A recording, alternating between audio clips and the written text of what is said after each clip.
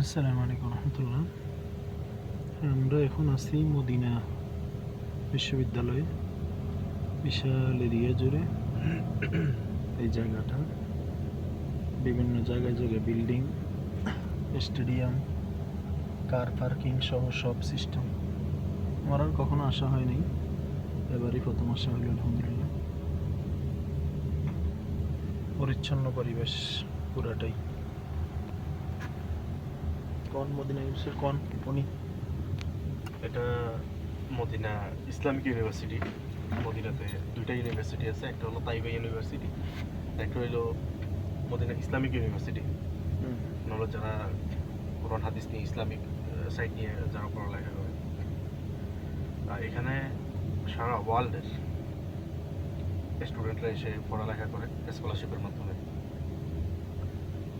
যারা আমাদের দেশ থেকে যারা আসে, আমি যতটুকু জানি, মানে হলো আমাদের কমি লাইনের হলে আপনার হচ্ছে এই দাওরা পাস হইতে হবে, দাওরা সার্টিফিকেট থাকতে হবে। এরপরে যদি আলিয়া থেকে হয় তাহলে হচ্ছে আপনার ইন্টারমিডিয়েট সার্টিফিকেট থাকতে হবে। তাইলে পরবর্তীতে হচ্ছে তারা করতে পারবে আপনার অনলাইনে।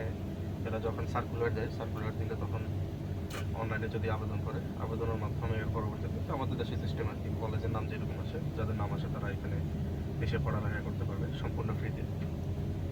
এরপরে যখন তারা পড়ালেখায় যখন এখানে চলে, তখন পাশাপাশি চাকরিও করতে পারে। এরপর হচ্ছে